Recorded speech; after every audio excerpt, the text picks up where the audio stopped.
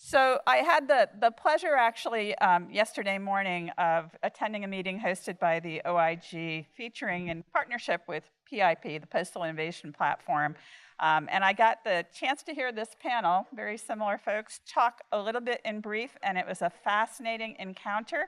And I'm really glad that we have the opportunity to extend that dialogue further today. And I welcome and appreciate Bernard's partnership with us in PIP. We are talking about the postal ecosystem now. The postal ecosystem, taking it a step further into everything that's innovation, whatever that means. We're going to discuss that as well. In essence, it's culture that we are talking about changing the culture within an organization. And organization and company, that's not the same. I mean, what we are facing here is, first of all, big companies. Posts are big companies, big organizations. With a certain history as well, which is not very often associated directly with innovation and customer centricity. So how can you bring into such a big organization a completely new culture that changes the essence of this organization? So how can we tune an organization like a Post into such a new entity with a new culture that lives of innovation, of customer centricity? And we have an exciting and great panel here because all the Posts that we invited actually to participate here, they are actively pursuing this goal in bringing into the organization a new culture, and they all have already some kind of a track record. We have Preston Finley. He's from the strategic planning department of USPS. We have John McConnell. He is heading innovation within ANPOST, Ireland.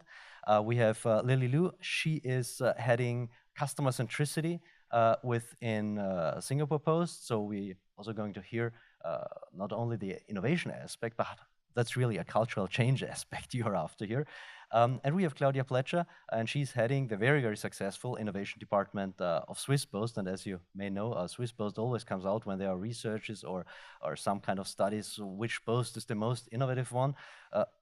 For some degree, you always have the credit for winning it.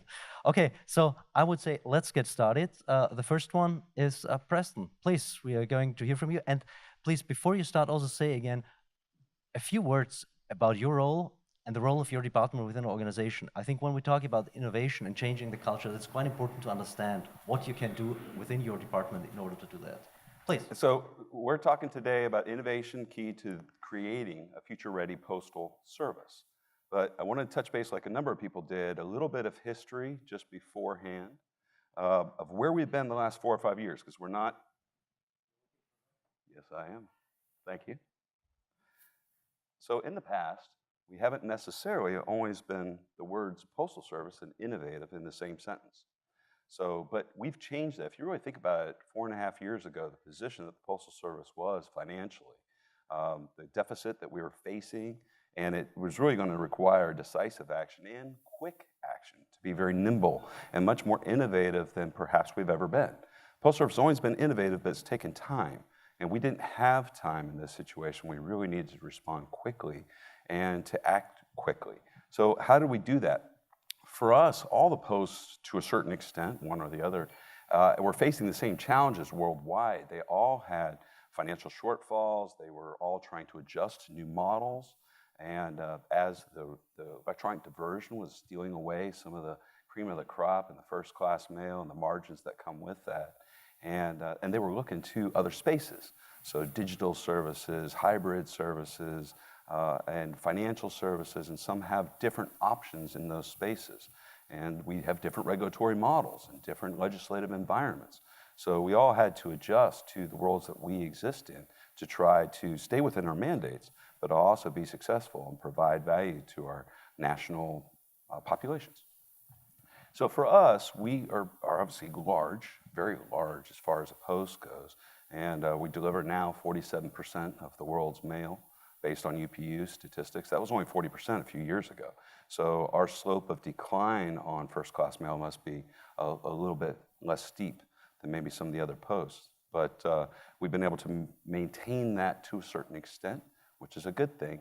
But with our scale and scope, we really couldn't just rely on a typical project management approach. We needed to rely upon big efforts, rigorous program management at the portfolio level to even have a chance of coordinating some of these big innovations and changes into our infrastructure, our services, our products, all these things that we were trying to do all at once to change our net controllable income, to change our liquidity.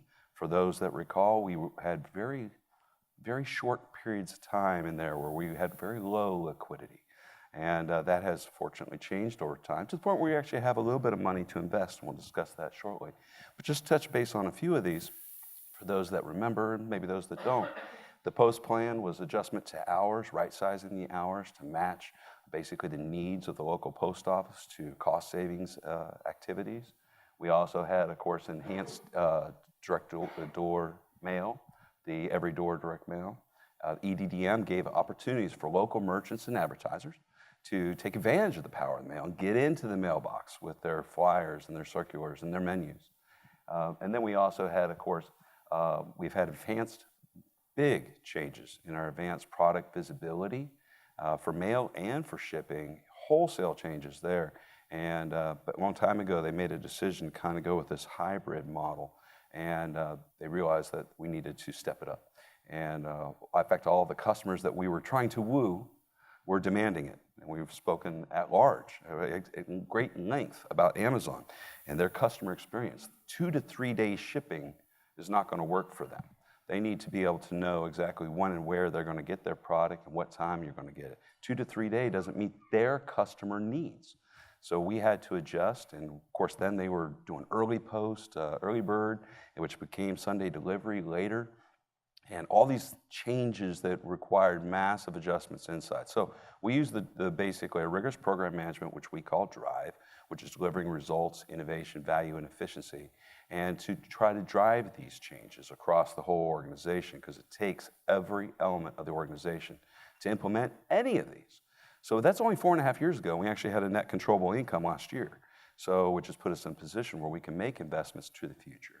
And that's only 4.5 years. And if you think about that, for a private sector, that's pretty good. But for us as a quasi-governmental, that's really pretty outstanding, I think. I'm proud of it myself.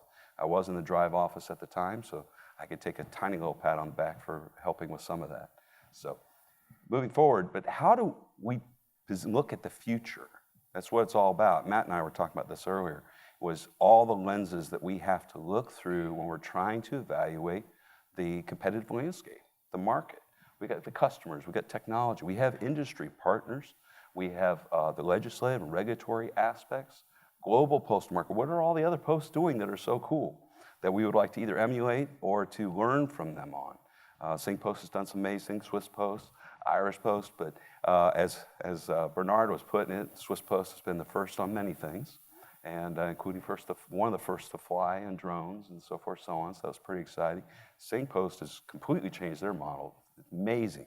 One of my crew members, Leo, was at the Parcel Expo in Asia and spoke at length to one of your representatives. It's just amazing what the materials he brought back and all the things that they're doing, which I don't want to steer your thunder. So just to kind of highlight, preview a little bit. But we have to look at all those and try to find a balance of what meets not only our legal and regulatory requirements, but also how can we actually drive change and value for the American public. So, but through all these, we define which strategic initiatives, which key strategies we're going to have going to the future. We were talking about all these very cool trends earlier, and we watch that too. That's one of our responsibilities. We don't make decisions in this space, but we do position information to the senior leadership, the PMG, the ELT, the Officer Corps, and with highlighted information of some of the most game-changing trends that are going out there. We talked earlier about all the self-driving cars. I'm much more interested in self-driving trucks, like Mercedes-Benz is working on. If you're talking end-to-end and long haul, and which we obviously have a lot of territory to cover, it would be kind of cool if the driver didn't have to stop every 8 hours to take a nap. Think about cost savings and efficiency and speed to market, speed to the customer. B2Me might be able to facilitate a faster transition there. So there's lots of very interesting things, but we have our key strategies. These were defined by the PMG to kind of encompass the big bodies of work that we're going to tackle.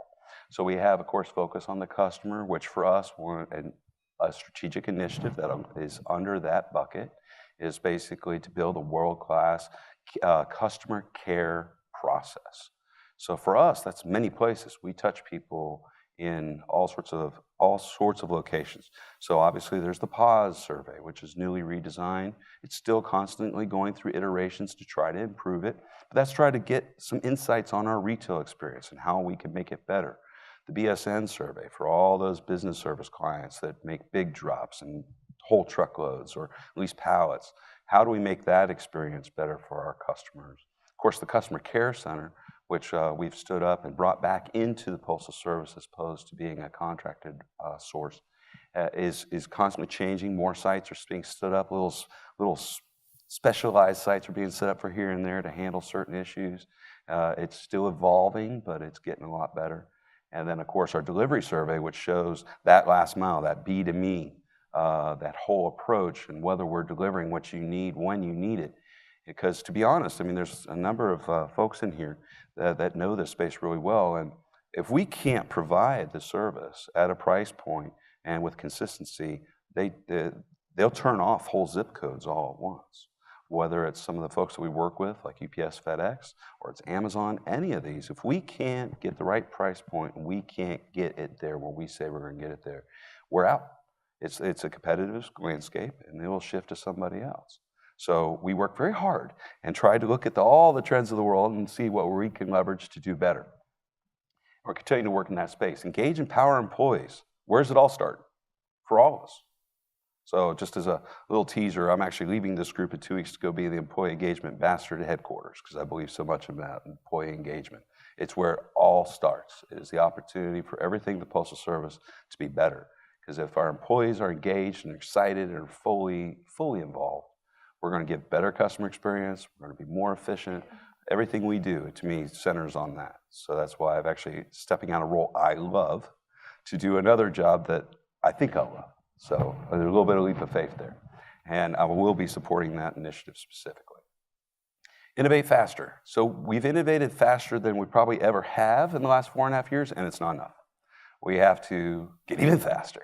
And we need processes to do that, and all the people in the right place that have the right mindset and the same kind of go attitude and to get it done.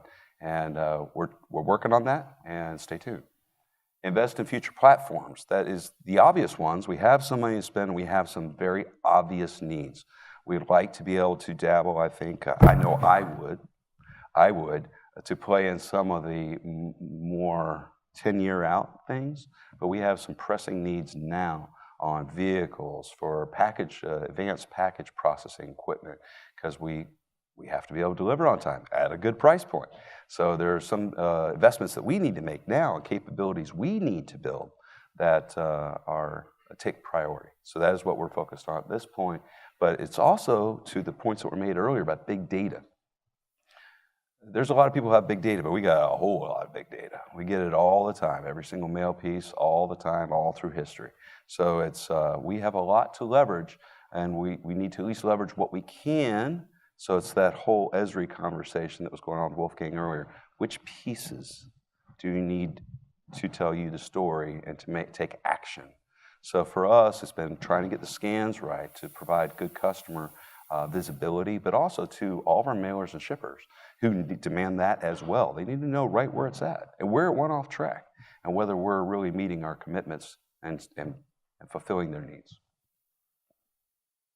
So we do have innovation platforms. These were established in 2014 to try to shepherd our programs, the big innovation, things that need to maybe not necessarily go through our typical processes that may take a while to get through the funding process, things like that. Things that need to be fast-tracked to take advantage of opportunities. So basically a couple that come to mind probably for you all are like the grocery delivery pilot operational test that went on out in San Francisco with Amazon Fresh. This was shepherded through this process. Our senior leaders working a cross-functional way with their teams to try to tackle things that we've never tackled before. And that was a new one for us. And it was very exciting, a lot of lessons learned. And in many ways, it was a very successful campaign. MetroPost, we've done it a couple times. It's currently in New York, and we keep learning from all those. So like the San Francisco test gave us great insight and knowledge and new data on basically delivery routes and on-the-fly delivery route optimization, and new technologies that we had to bring in to facilitate that, new equipment that we had to bring in to facilitate that. So we learned a lot, and we're continuing to apply those to try to find new niches and basically to do B2B for everybody, and as many people that are willing to pay for it from us.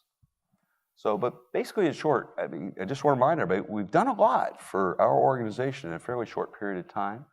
We've been able to improve our financial situation. We do still need comprehensive postal reform. Get my one blurb in. But we've done what we can, and we continue to try to push the envelope to do more. And the key strategies that PMG articulated are great, nice buckets that help us to communicate this to our employees, to our stakeholders, to our customers. But they're supported by literally over 100 different roadmaps and projects to try to see that vision to reality. And then but we still need to do more. We need faster innovation through all of our platforms, and those are the key to our long-term success.